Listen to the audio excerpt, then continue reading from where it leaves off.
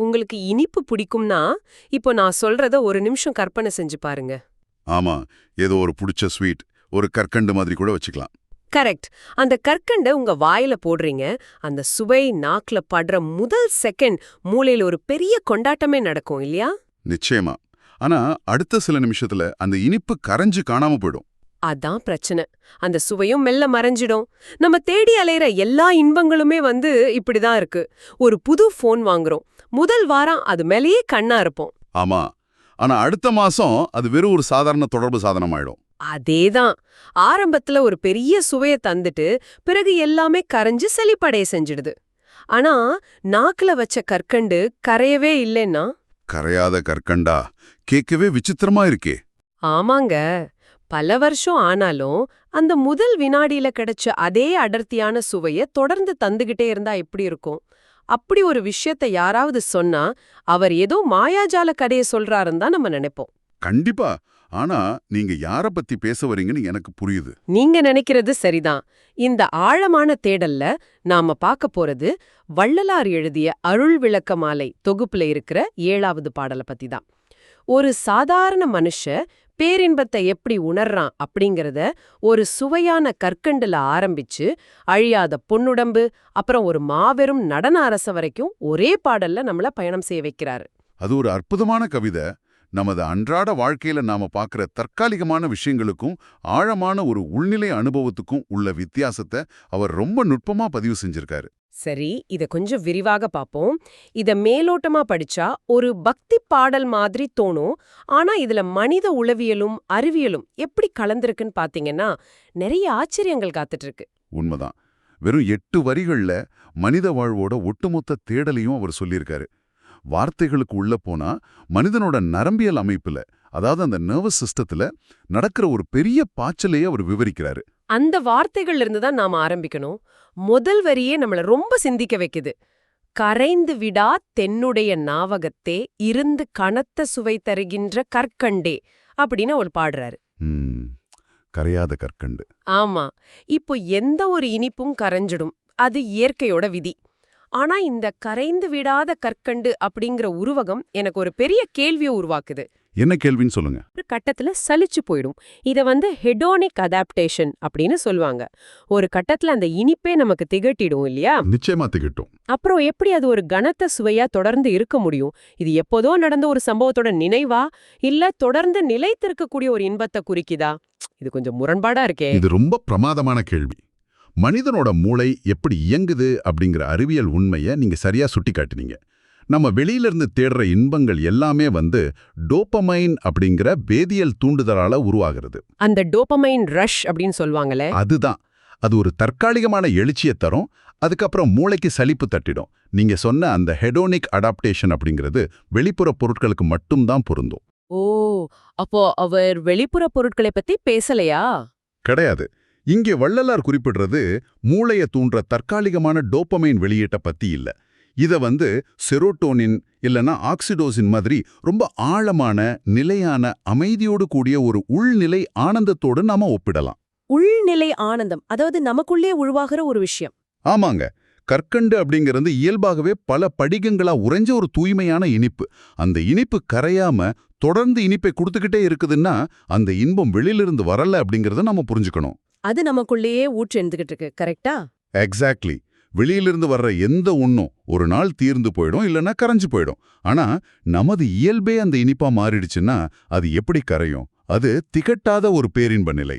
ஆடா, அதனாலதான் அத கனத்த சுவை அப்படின்னு சொல்றாரா? ஆமா. கனத்த சுவைனா ஏதோ திகட்டுற சுவைன்னு அர்த்தம் இல்ல. அது காத்துல பறந்துடுற லேசான சுவை கிடையாது. ரொம்ப ஆழமான, உறுதியான, நம்மள நங்கூர மாதிரி நிலை நிறுத்துற ஒரு சுவைன்னு அர்த்தம். வாவ், வெளியில இருந்து வர்ற இனிப்பு கரையும், ஆனா நாமே இனிப்பா மாறிட்டா அது கரையாது. ரொம்ப அருமையான விளக்கம். இப்போ இந்த நிலையான இன்பத்தை பத்தி பேசினவரு சற்றும் எதிர்பாராத வகையில அடுத்த வரியில மனிதனோட அன்றாட துன்பங்களுக்கு வர்றாரு. அந்த அருளமுதம் வரிய சொல்றீங்களா? ஆமா. கனிவாய் விரைந்து வந்தேன் துன்பம் எல்லாம் தவிர்த்த அருளமுதே அப்படின்னு அடுத்த வரி சொல்லுது. இப்போ ஒரு நிமிஷம், இதை நான் கொஞ்சம் தடுத்து நிறுத்த விரும்புறேன். சொல்லுங்க, என்ன சந்தேகம்? காலம் எல்லா காயங்களையும் ஆற்றும் அப்படின்னு ஒரு பொதுவான பழமொழி இருக்கு. ஒரு பெரிய இழப்போ வலியோ ஏற்படும்போது அதிலிருந்து மீண்டு வர மனிதர்களுக்கு பல வருஷங்கள் கூட ஆகலாம். அதுதான் நிஜம். ஆமா, அது ஒரு நீண்ட ப்ராசஸ் தான். ஆனா இங்க வள்ளலார் விரைந்து வந்து துன்பம் தவிர்த்த அப்படின்னு சொல்றாரே, இது கவிதைக்காக கொஞ்சம் மிகைப்படுத்தி சொல்லப்பட்ட வார்த்தையா? இரக்கத்தோடு அவசரமாக வந்து காப்பாத்துற ஒரு அவசரகால ஆம்புலன்ஸ் மாதிரியே அந்த அருள் செயல்படும். நல்ல ஒப்பீடு. நிஜ வாழ்க்கையோட துயரங்களுக்கு இப்படி சடாரென்று தீர்வு கிடைக்குமா என்ன? நீங்க கேக்குறது ரொம்ப நியாயமான கேள்விதான். உடல் ரீதியான காயத்துக்கோ இல்ல உலகியல் ரீதியான ஒரு இழப்புக்கோ கால அவகாசம் நிச்சயமா தேவைதான். ஆனா இங்கே வள்ளலார் குறிப்பிடுற துன்பம் அப்படிங்கிறது வெறும் புறவுலகம் சார்ந்த நிகழ்வுகளால வர்றது மட்டும் கிடையாது. வேற எந்த துன்பத்தை அவர் மீன் பண்றாரு? மனிதனோட மிகப்பெரிய துன்பமே அவனோட அறியாமைதான். அதாவது தன்னை சுட்டி நடக்கிற விஷயங்களை அவன் தவறாக புரிஞ்சுக்கிறது தான். ஓ, அந்த பெர்ஸ்பெக்டிவ்ல சொல்றீங்களா? ஆமா. அவர் ஏன் விரைந்து வந்த அப்படிங்கிற வார்த்தையை பயன்படுத்துறாருன்னு புரிஞ்சுக்க நாம அடுத்த வரியும் சேர்த்து பார்க்கணும். அடுத்த வரியிலேயே அந்த அருளை மெய்யாகி விளங்குகின்ற விளக்கே அப்படின்னு ஒரு விளக்கு கூட ஒப்பிடுறாரு. ஓகே, ஏன் விளக்கு? இத ஒரு சின்ன உதாரணம் மூலமா பார்க்கலாம். இப்போ இருட்டான ஒரு அறையில நீங்க நடக்கிறீங்க. மூளையில ஒரு பாம்பை பார்த்து பயந்து உடல் நடுங்கி வியர்த்து விறுவிறுத்து பெரிய துன்பத்துக்கு ஆளாகிறீங்க. சரி, அது இயல்பான ஒரு ரியாக்ஷன். இப்போ அந்த பயத்திலிருந்து வெளியே வர உங்களுக்கு காலம் தேவையா? இல்ல, யாரோ ஒருத்தர் வந்து ஒரு சின்ன மெழுகுவர்த்தியை ஏத்துறாரு. ஓ, வெளிச்சம் வந்ததும் அது பாம்பு இல்ல, வெறும் கயிறும் தெரிஞ்சிரும். அதேதான். அந்த உண்மை, அதாவது அந்த மெய் விளங்கிய மறுகணமே உங்க பயமும் துன்பமும் எவ்வளவு நேரத்துல மறையும்? உடனே மறைஞ்சிரும். அடுத்த செகண்டே அந்த பயம் போயிடும். ஆஹா, இருள் மெதுவா விலகுறதில்ல, விளக்கு ஏத்துன மறுகணமே அது விரைந்து ஓடிடுது. கரெக்ட். அதனாலதான் விரைந்து வந்த அப்படிங்கிற வார்த்தை அங்க அத்தனை கச்சிதமா பொருந்தது. அந்த அறையில வெளிச்சம் வந்தது ஒரு தற்காலிக வலி நிவாரணி மாத்திர கிடையாது. அது அந்த அறையோட நிஜத்தன்மையை உங்களுக்கு உணர்த்தின ஒரு புரிதல். அதாவது ஒரு தெளிவு. ஆமா, அறியாம இருளால வர்ற துன்பங்களை நம்ம பல வருஷங்களா சுமந்துகிட்டு இருக்கலாம். ஆனா உள்ளுக்குள்ள அந்த தெளிவு, அந்த அருள் அப்படிங்கிற மெய்யான விளக்கு எரிய தொடங்கும்போது நாம இத்தனை நாளா பயந்து நடுங்கின விஷயங்கள் எல்லாம் வெறும் கயிறு தான் அப்படிங்கிற உண்மை உரைக்குது. வாவ், அந்த தெளிவு பெருக்கும்போது துன்பம் மெதுவா போகாது, உடனே மறைஞ்சிடும். அதேதான். அந்த செயல்பாடு எந்தவித கடுமையும் இல்லாம ரொம்ப மென்மையா கருணையோடு நடக்கிறதால தான் அத கனிவாய் விரைந்து வந்த அப்படின்னு சொல்றாரு. ஒரு விளக்கு இருள விரட்ட எந்த ஆயுதத்தையும் எடுக்கிறதில்ல. அது வெறுமனே ஒளிருது, இருள் தானா விலகுது. விளக்கு இருளை விரட்ட ஆயுதம் எடுப்பதில்லை. கேட்கவே ரொம்ப ஆழமா இருக்கு. இப்போ மனதோடு இருளை நீக்கின அந்த அருள் அடுத்து உடல் அளவுலயும் ஒரு பெரும் மாற்றத்தை ஏற்படுத்துறதா பாடல் சொல்லுது. ஆமா, அந்த பொன்னுளம்பு பத்தின வரி. கரெக்ட். திரைந்த உடல் விரைந்துடனே பொன்னுடம்பே ஆகித் திகழ்ந்தழியா தோங்க அருள் சித்தே மெய் சத்தே அப்படிங்கிறது அந்த வரி. இங்கேதான் எனக்கு ஒரு பெரிய சந்தேகம் வருது. என்னன்னு சொல்லுங்க. வயது முதிர்ச்சியால சுருங்கிய உடல், அதாவது அந்த திரைந்த உடல் திடீர்னு பொன் உடம்பா மாறுது அப்படின்னு சொல்லும்போது இது கேட்கறதுக்கு இன்ஸ்டாகிராம்ல விக்கிற ஒரு விலையுயர்ந்த ஆன்டி ஏஜிங் கிரீம் விளம்பரம் மாதிரியோ இல்ல ஏதோ ஒரு ரசவாதம் மாதிரியோ தோணுதே. ஆஹா, ஆன்டி ஏஜிங் கிரீம், நல்ல கற்பனை. இல்ல, உங்களை அறியாமலே உங்களுக்கு ஒரு மந்திர சக்தி கிடைச்ச மாதிரி இருக்குது. இது உண்மையிலே சாத்தியமா? ஒரு மனுஷனோட சுருங்கிய உடல் எப்படி பொன்னுடம்பா மாறும்? இது வெறும் தோற்ற மாற்றமா இல்ல அவர் வேற ஏதோ ஒன்னு உருவகப்படுத்துறாரா? உங்க ஆன்டி ஏஜிங் கிரீம் ஒப்பீடு ரொம்ப சுவாரஸ்யமா இருக்கு. ஆனா நாம இங்க நவீன அறிவியலோட மைண்ட் பாடி கனெக்ஷன், அதாவது உடல் தொடர்பை கொஞ்சம் பொருத்தி பார்க்கணும். இது வயதை குறைக்கிற சாதாரண அளவு குறிப்போ மாயவித்தியோ கிடையாது. அப்போ அந்த திரைந்த உடல் எதை குறிக்குது? திரைந்த உடல் அப்படிங்கிறது வெறும் வயோதிகத்தை மட்டும் குறிக்கல. அது மன அழுத்தத்தால, காலத்தின் தாக்கத்தால, உலகத் துயரங்களால தேய்ந்து போன சுருங்கி போன மனித பிறவியோட நிலையாமையை குறிக்குது. தொடர்ந்து கவலையிலையும் கோபத்திலையும் பயத்திலையும் உழல்ற ஒரு மனிதனோட உடல் என்ன ஆகுதுன்னு மருத்துவ ரீதியா பாருங்க. கார்டிசோல் மாதிரி ஸ்ட்ரெஸ் ஹார்மோன்ஸ் அதிகமாகும் இல்லையா? எக்ஸாக்ட்லி. கார்டிசோல் அதிகமா சுரந்து செல்கள் ரொம்ப வேகமா முதிர்ச்சி அடையுது, முகம் சுருங்குது, உடல் தன் பொலிவை இழக்குது. இதுதான் அவர் சொல்ற திரைந்த உடல். ஆனா முன்னாடி நாம பார்த்த அந்த மெய்யான விளக்கு உள்ளே எரிய தொடங்கும் போது என்ன நடக்கும்? ஒரு முழுமையான அமைதி கிடைக்கும். மன அழுத்தம் காணாம போயிடும். அதேதான். அந்த தெளிவு பிறக்கும்போது நம்ம நரம்பு மண்டலம் ரொம்ப அமைதியாகுது. உள்ளே நடக்கிற அந்த ரசாயன மாற்றம் உடம்பிலும் ஒரு பெரிய தாக்கத்தை ஏற்படுத்துது. உள்ளே எந்த சலனமும் இல்லாத ஒரு மனிதனை நீங்க பார்த்திருக்கீங்களா? தியானத்துல இருக்கிறவங்கள சொல்றீங்களா? ஆமா. பல வருஷமா தியானத்துல இருக்கிற ஒருத்தரோட முகத்துல ஒரு தனித்துவமான ஒளி இருக்கிறத நம்ம கவனிச்சிருப்போம். எந்த விதமான செயற்கை ஒப்பனையும் இல்லாம அகம் சார்ந்த ஒரு ஒளிர்மை, அதாவது ஒரு ஆரா அவங்க முகத்துல வீசும். ஓ, உடல் அப்படிங்கிறது மனதோட வெளிப்பாடு. ஆமாங்க. மனம் தூய்மையடைஞ்சு அருளோடு முழுமையா ஒன்றிணையும் போது இந்த பௌதீக உடல் ஒரு ஒளி வீசுற பொன்னுடம்பா மாறுது. இது இரும்ப தங்கமா மாத்துற ரசாயன வித்தை இல்ல. இது ஒரு மனிதன் தனது உச்சபட்ச சாத்தியத்தை அடையறத குறிக்கும் ஒரு உளவியல் மற்றும் உயிரியல் பரிணாம வளர்ச்சி. சூக்கர். இதத்தான் அவர் அருள்சித்து மற்றும் மெய்ச்சத்து அப்படின்னு சொல்றாரு. மனித உடல் சுருங்கி அழியற தன்மை கொண்டதுதான். ஆனா அந்த ஒளிய உள்ள ஏந்திர உடல் காலத்தை வென்று திகழ்ந்தழியாத தோங்க அப்படிங்கிற ஒரு அழியாத தன்மைய, ஒரு உன்னத நிலையை அடையுது. அப்படி என்றால் மனம் அடையற அந்த தூய்மையான ஃப்ளோ ஸ்டேட் உடலையும் ஒரு ஒளியுள்ள பொக்கிஷமா மாத்திடுதுன்னு சொல்லலாம். மனதோட சுருக்கங்கள் நீங்கும்போது உடலோட சுருக்கங்களும் அர்த்தம் இல்லாம போயிடுது. 100க்கு 100 உண்மை. இது உண்மையிலே மனதை விரிக்கக்கூடிய ஒரு பார்வைதான். சரி, கரையாத இனிப்ப பெற்றோம், மனதோட இருள விளக்கால நீக்கணும், உடலை பொன்னுடம்பா மாத்தணும். இதோட அடுத்த கட்டம் என்ன? ஒரு மனிதன் அடையக்கூடிய இறுதி புள்ளி என்ன அப்படிங்கறத இந்த பாடலோட கடைசி வரிகள் காட்டுது. ஆமா, அந்த நடன அரசனை பத்தின வரிகள். வரைந்தென்னை மனம் புரிந்து பொதுநடஞ்சை அரசே மகிழ்வோடு நான் புனைந்திடுன் சொல் அணிந்தருளே அப்படின்னு பாடல் முடியுது. இங்கேயும் ஒரு மிகப்பெரிய முரண்பாடு இருக்கிறத என்னால பார்க்க முடியுது. சொல்லுங்க, என்ன முரண்பாடு? என்னை தேர்ந்தெடுத்து மனம் புரிந்து கொண்டான் அப்படிங்கிறது ரொம்ப அந்தரங்கமான தனிப்பட்ட ஒரு உணர்வு. இது 2 பேருக்கும் நடுவுல நடக்கிற ரொம்ப நெருக்கமான விஷயம். ஆனா அவனோ பொதுநடம் செய்யும் அரசன். ஆமா, அதாவது அகில உலகத்துக்கும் ஒட்டுமொத்த பிரபஞ்சத்துக்கும் பொதுவான நடனத்தை ஆடுற மாபெரும் சக்தி. பிரபஞ்சத்தையே ஆள்ற உலக மகா அதிபர் நேர்ல வந்து உங்களுக்கு மட்டும் தனியா ஸ்பெஷலா சமைச்சு போடுற மாதிரி இருக்கு இந்த கற்பனை. ஆஹா, ரொம்ப நல்ல உதாரணம். இந்த தனிப்பட்ட நெருக்கத்துக்கும் அந்த பிரம்மாண்டமான பொதுத்தன்மைக்கும் உள்ள முரண்பாட்டை எப்படி புரிஞ்சுக்கிறது? இது எப்படி சாத்தியம்? இது ஒரு பிரம்மாண்டமான அவதானிப்பு. இந்த முரண்பாட்டுல தான் ஒட்டுமொத்த ஆன்மீகத்தோட இல்லனா பிரபஞ்ச அறிவியலோட ரகசியமே அடங்கியிருக்கு. இது அறிவியல் ரீதியா ஃப்ராக்டல்ஸ் இல்லனா ஹோலோகிராஃபிக் பிரபஞ்சம் அப்படிங்கிற கோட்பாட்டோட இணைச்சு பாருங்க. ஃப்ராக்டல்ஸ்னா அந்த ஒரு சிறு பகுதியில ஒட்டுமொத்த உருவமும் அடங்கியிருக்கும், அதுவா? அதேதான்.